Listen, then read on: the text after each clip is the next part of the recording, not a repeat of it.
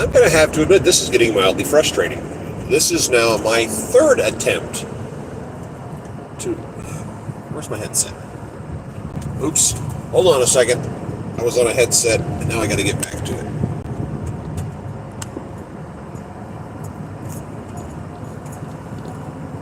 Whoops.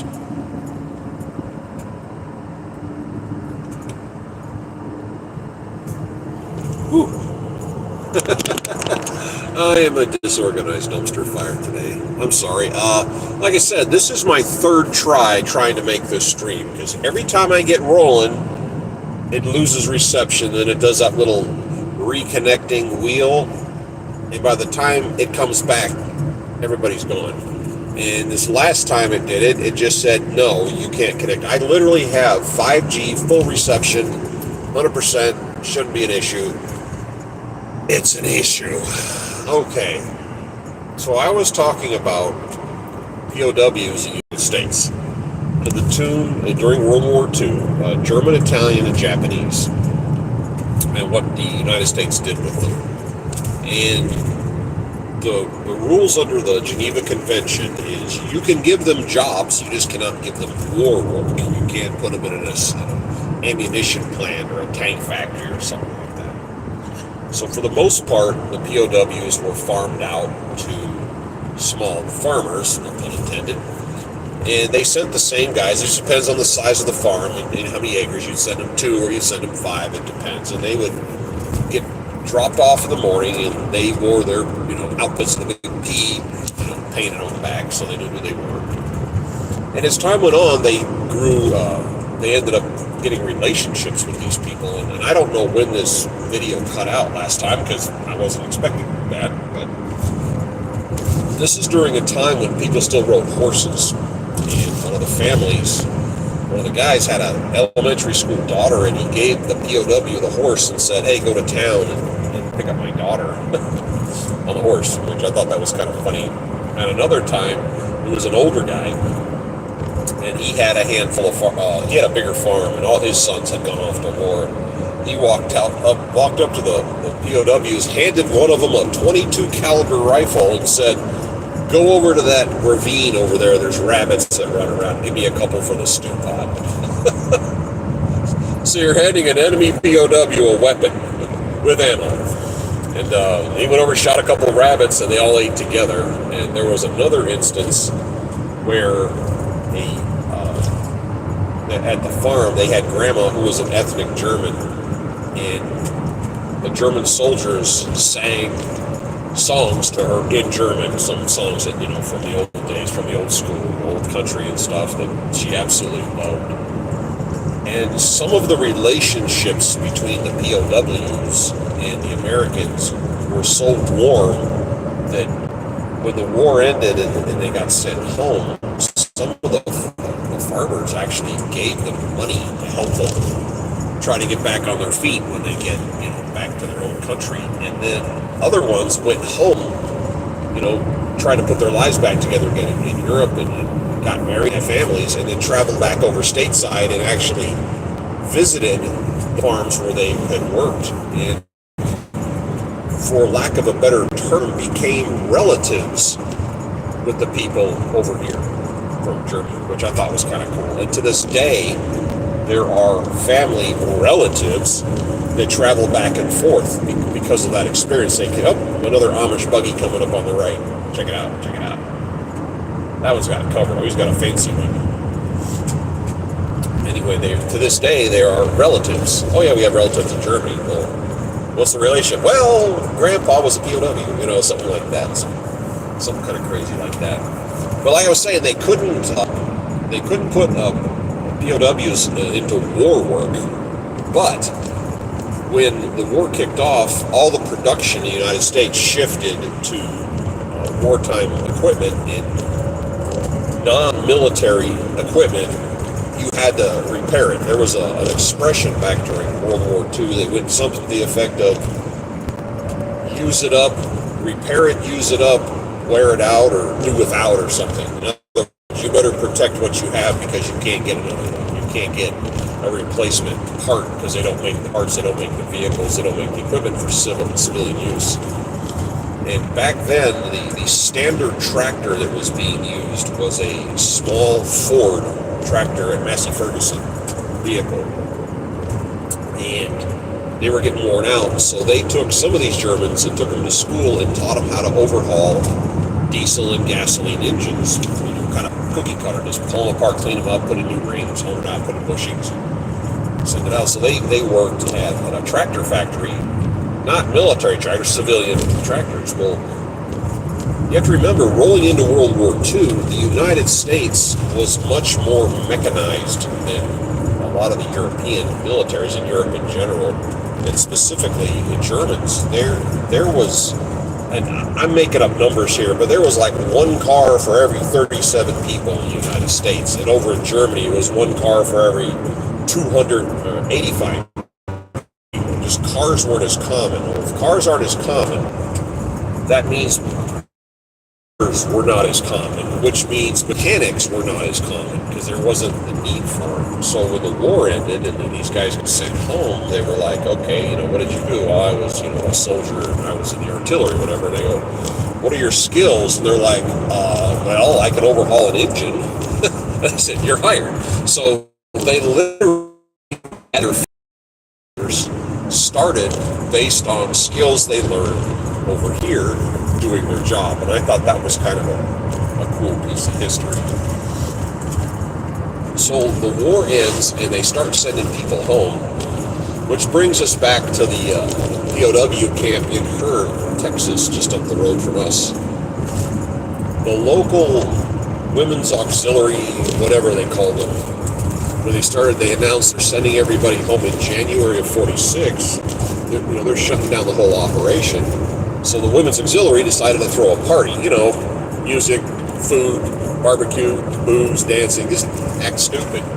And they invited all the soldiers to come to this meeting, and then somebody said, well, the only reason this is here is because of the POWs, so let's invite them too. So the POWs got to be involved in the big party at the end of the base shutting down, and everybody just hung out together and had fun. I thought that was kind of a cool ending. They had the forethought of history to realize that, there's no reason to move down just because of the POWs. So everybody got together and did that. And then the base at Hearne shut down. And the land got sold off, the equipment got sold off. But if you go to Hearne, Texas today, they rebuilt one of the barracks. It's a remod, and there's a museum inside of it. I have not been there, but I am going to make a point of going there in the not-distant future. And back to the problem, the Japanese and their limited numbers, the culture in Japan, especially the Bushido culture that they really smashed into people's skulls, where being taken prisoner was dishonorable and a shame to your family. At the end of the war, they were asking, the Japanese POWs, where do you want to be sent? What island or what city? And they said, I want to be sent to Argentina. Other ones said, I want to be sent to Africa. I just want to disappear, because they were ashamed of going home. But what's kind of strange is when World War II ended and they left the emperor in charge, the emperor declared, going from today forward, you're okay to surrender because I said so, which kind of a double-edged sword, but yeah. But that's how you had the Japanese holdouts in World War II. Hello, where are you? I'm trying to read this, but I'm going into this one, so it's really hard to read the names. But I am on Highway 14. I am going straight east into the sun, and I think I'm going to be making a turn up here in, hold on, let me see the town. I'm in Wisconsin. That's why I'm seeing all this Amish stuff, which is kind of cool. And Madison, yeah, I'm going to be passing through the town of Madison, Wisconsin, and then going straight to the border and hitting Milwaukee, and then heading south. And from there, I'm swinging around the bottom of the Lake Michigan, and going to Trenton, which is a suburb of Detroit. I have a direct delivery of automotive. I'm trying to play with my GPS here. I can't stand it around. Automotive stuff. I don't even know what it is. I don't ask that much. Like I said, I'm sorry, I can't read your name. I can't see it in the sunlight. Just where are you? Yeah, I'm like I said, straight into the sun, rural Wisconsin. And trying to swing around here. I'm bouncing around topics, but that's why you had Japanese holdouts after the war in the Pacific. Remember, the Pacific was island hopping. Japanese fortified all these different islands, and the Allies looked at the map and said, well, we need to take this island. And they would take it by force, and then they would go, but we can skip these 3 or 4 islands over here because they don't mean anything. We'll just go around and we'll take this one and let that island be its own POW camp, unsupported by anybody. So when the war ended, there were Japanese troops scattered all over the Pacific. Some of them knew the war was over, some of them didn't.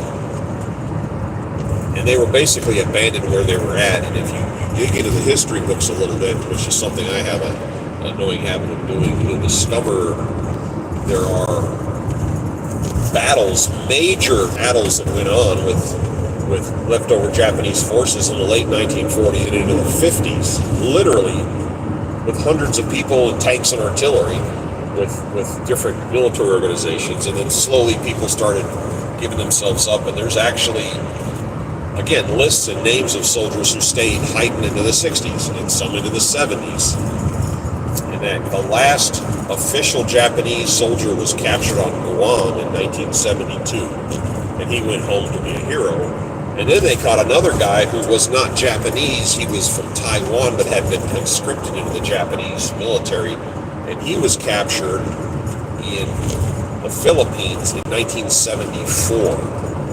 And he didn't get nearly as much recognition because he wasn't ethnically Japanese. But his job was to take notes of ship and air traffic that was going over the island that he was on.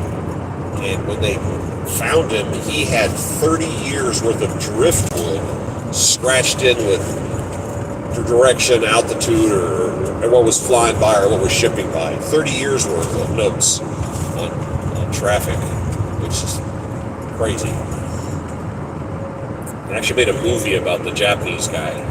There was one found in the Philippines and one found on Guam. And the guy on Guam was actually living on the base, on the Air Force base, which I thought that was kind of cool. Again, the World War II ended in 1945. The Battle of Iwo Jima was over in March, I want to say, of 45. And the U.S. military occupied the island, and for reasons I don't understand, they actually gave the island back to Japan in 1968, which I don't really agree with that, since it was taken with the cost of something like 7,000 American lives. I think we should have held on to it. But in 1949, which is now 4 years after the end of World War II, there was a Navy personnel guy driving a Jeep up to a mountaintop where they have a radar station, did whatever his job was up on top of the mountain, and he turned around and drive back down the mountain, down the hill, and he goes around a corner, and there's 2 Japanese soldiers standing there looking at him. And he stopped, and he looks back at them. They've got weapons. Their uniforms are raggedy, they're not looking too healthy. And he just gestures for him to hop in. They get in, and he drives down to the base. He takes them straight to the chow hall. And the chow hall was closing, and he walks in and says, hey, you need to feed these guys. And they were like, oh, the chow hall's closing. And he says, no, you're going to stay open for these 2 dudes. And they were like, whoa. So they fed him, and then he went over to the commander's office, and you got to go through the secretary out front to get to the commander. He just walked straight in and said, oh, by the way, I got 2 Japanese soldiers eating in the chow hall, in case you're interested. That made international news. I can't even see the screen at this point. Wow.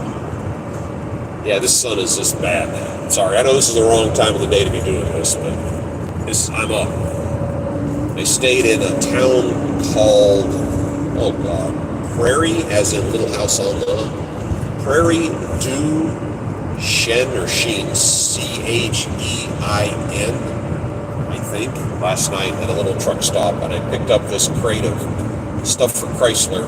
And now I'm heading that way, and I'm still driving into the sun. Sucks. But there's a lot of World War II history around you that I don't think most people recognize. The things that came out, the technology, because it takes years and years and years and years to develop new technology.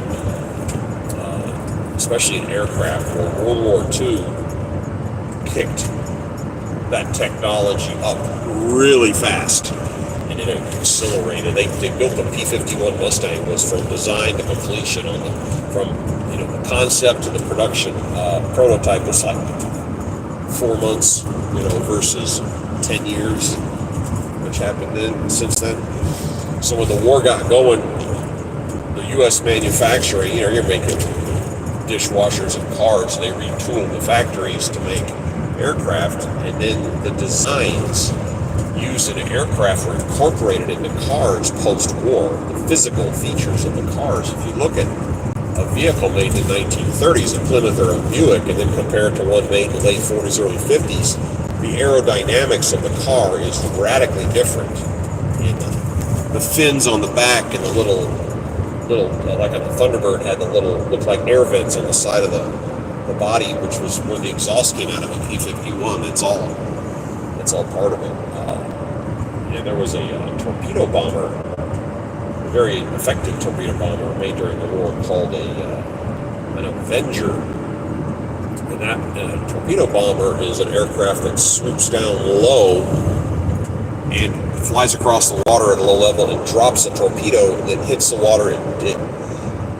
As soon as it hits the water, the water flow gets the propeller turned into kind of, for lack of a better word, ignites the electric motor, and it sinks a bit, and then it pops back up, and then it goes at a preset depth, and it slams into the side of the ship. And if you look at the nomenclature, they call them a TBF or a TBM Avenger, and the F means it was made by Ford, and the M means it was made by, look at this tractor, General Motors. Look at that thing. Whoa. That was kind of weird looking. It's supposed to straddle, I guess. Something. And then they always talk about the post-war boom. America had a great post-war boom between 1945 and 1950. Everybody coming home from the war, and everybody building new technology, and the baby boom started, and houses were being built. And, that was a pretty neat time to be around. But the POWs in America had a pretty comfortable existence, and there were a couple of them, a very, very, very, very small number of them died. In most cases, the deaths were not caused by outside influence. Some of them, hardcore, ardent Nazis killed some people that weren't getting with the program. Literally killed their own people because they disagreed with their politics or their dedication to the cause, just because some weird stuff like that happened. There was an escape attempt that was assisted by a guard, if you can believe that, somewhere in Texas, and they tried to run to Mexico and didn't make it. There was an escape from a camp in Arizona, and these guys went running off into the desert, and they didn't truly appreciate how hot and how large the desert was, and they ended up turning themselves back in because they said, this ain't happening. This is not happening. The Germans, soldiers that were captured by the Russians, had a really bad go of it. Because there was the brutality between the Russians and the Germans was monumental. And if I'm remembering the numbers, the Germans took something like 5.5 million Soviet prisoners, and 2 million of them died in captivity. What's that say right there? I'm trying to read. Hello, bro. I guess. Hi, how you doing? Again, I can't read this because the sun is blinding me, and I apologize for that. It's something like 2 million of the Soviet POWs, and it wasn't from them killing them on purpose, it was neglect. They didn't have a system in place to accommodate that many people. They just couldn't do it, and that killed a lot of them. I'm not going to say it out here, but there's some brutal stories about POWs that, again, it's not appropriate to talk about here, about neglect and how some of them died. And the Soviets took a big old chunk of POWs, especially at the very end, towards the end of the war, as the Eastern Front collapsed and then the war ended. And the last month or two, the writing was on the wall. Nobody could deny the fact that the war was about to end. So there were soldiers on the Eastern Front that basically deserted and went to the Western Front to get captured by the Western Allies because they knew that the treatment would be better. And ironically, the Western Allies turned a lot of them over to the Soviets, which did not turn out well for them because a lot of them got killed off. And officially, the last of the POWs the Soviets held that were released was in 1955. So we're talking 10 years after the war was over. They kept them as slave labor. They let some come back earlier than that, but they kept certain people until 1955 that they admit to. There may be some they never let go. I don't really know.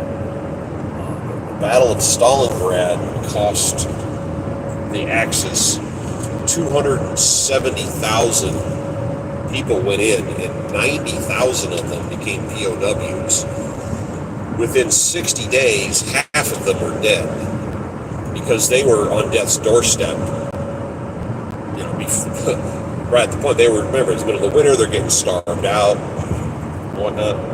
So half of them died within 2 months from typhus, starvation, and whatnot. And they marched them through Siberia, so they didn't have the physical strength. But of the 90,000 that got taken prisoner in Stalingrad, less than 5,000 made it back at the end of the war, and ironically, most of them were higher-ranking people, because during the Battle of Stalingrad, the people, up the food chain, they made sure they got fed because, hey, they're up the food chain, and RHIB, rank has its privileges, so they went into captivity in a better physical state than the enlisted people, the enlisted scum down low. And then in captivity, they were treated better and fed better, whereas the enlisted people were not treated well. So going into those conditions,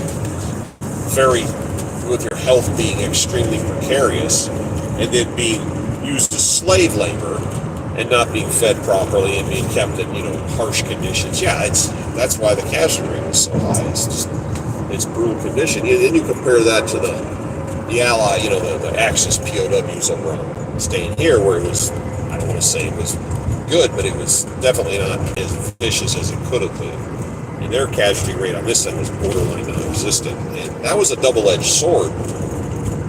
And for the Allies, they made sure the POWs could write letters home to tell their families, hey, it's great here, we're getting fed, we're getting taken care of. Well, that information is going to trickle into the German society. It's going to trickle to the front lines. And the soldiers fighting in the field are going to learn, hey, if we get caught by the Americans or the Brits, it's not going to be so bad. Versus the Soviets, which you're not going to come out of there alive. And it kind of changes the mindset of, how you think about being captured. So there is a side benefit of treating your POWs well. And Americans were captured in the war. In some numbers early on. The British in Singapore, that's one thing. But the Battle of the Philippines, if you remember when Pearl Harbor kicked off, and then the Japanese hit the Philippines where, MacArthur and all that stuff was going on. And they had what was called Plan Orange, which is where they would retreat to the Bataan Peninsula, waiting on the Allies to come counter-invade to fight, the Japanese. Well, the U.S. Pacific Fleet got sunk at Pearl Harbor, so there was no saving grace. They weren't going to come to save them because they couldn't. But they still followed the format where they fell back on Bataan. And it was a peninsula that, you showed up to defend one side. And it got to the very end, and they ran out of real estate. And who did. They jumped over to Corregidor, which is the island. And then they held that for quite a few months. Supplies went in and out. And then they took the people at Corregidor POW. And that's, again, the Japanese say their own people, don't be taken prisoner. Imagine how they treated Americans who were taken prisoner. They're like, you have no honor. You should have, killed yourselves. You shouldn't be prisoners. So they treated American POWs like garbage, and they starved them. You've seen the pictures. They starved them and treated them like garbage and made them do war work and slave labor. They were digging tunnels and putting in railway lines for moving supplies, and some worked in defense plants. It was a brutal existence. But it's just the history of POWs here in America that I got a kick out of. That the cultural differences between the Americans and the Germans are not that, the Italians, not that far off. I mean, there's definitely shared lines. And as these POWs went home, you remember back, again, this is when the Cold War was kicking off, and I had talked about this in another live stream, but you got East Germany, West Germany, and then way inside, about 90, 100 miles behind the East German border, is Berlin, which was divided up. The Soviets had this side, the French, Americans, and the Brits had they had their zones that eventually combined into one big one. So you had the Soviets controlled East Berlin, and then the Western Allies, the United States, controlled West Berlin, and it's like an island in the middle of their country, and the Soviets didn't like that because the Cold War was getting hot and people were starting to get a little squirmy. So we realized that having a presence and being in West Berlin worked to the Western Allies versus the Soviets to our advantage. And the Soviets go, okay, you can leave now, you can go, you guys can pack up and get out of here. And the provisions made during the war for the shared occupation of Berlin, there was no provision for when the Western Allies were going to leave. I guess every side just assumed that we would eventually wander off, but we said, it's not written down, we're staying. So in 1948, I believe it was, the Soviets tried to get rid of West Berlin. And how they're going to do that is they cut it off from power and food. They closed the train lines, they closed the roads, and they said, we're having technical difficulties. And then they offered the residents of West Berlin, we got food and supplies over here in the east, but you're going to have to come over and join us, which nobody did, which is where the Berlin Airlift came from, where they hauled in supplies. And there's always tractors here. And the Soviets remember the Germans trying to supply Stalingrad from the air with 250,000 people. And it couldn't be done, but West Berlin had 2 million residents, so they said it can't be done. But the Western Allies Airlift Command was pretty large and pretty efficient, and they just inadvertently started setting up a system of running these heavy airplanes to Tempelhof, the big airport. And they had a heavy plane landing eventually got it to where a plane was landing every 60 seconds. They started wearing out the runways. They were hitting it so hard and so often, and there were DPs, displaced persons, they hired to repair the runways, and they would literally run out and be shoveling asphalt, and somebody would blow a whistle, and they would get off the runway, and a plane would land, and then they'd run back out and start shoveling asphalt again. I mean, they were repairing a runway that was in active use. They had teams, they were paying them in cigarettes to unload planes. Within minutes they could unload a plane and get it back on the line, get it back out there flying. And something that cracks me up is they were wearing aircraft out, completely wearing them out, and they were running out of equipment, and they had to do services, so they put an ad in the local paper asking for former Luftwaffe mechanics, because we don't have enough mechanics, so people were stepping up. So you have these American aircraft mechanics standing next to German mechanics who 3 years ago were trying to kill each other. And then the Germans started teaching the American shortcuts because they're having to cut corners to keep up with the maintenance. And I think the Berlin Airlift went on for 19 months or 17 months, and the Soviets realized it wasn't going to turn out the way they thought, and they threw in the towel. They just gave up, which was a smart idea because the Western Allies weren't going to back off. And that kind of cemented our relationship.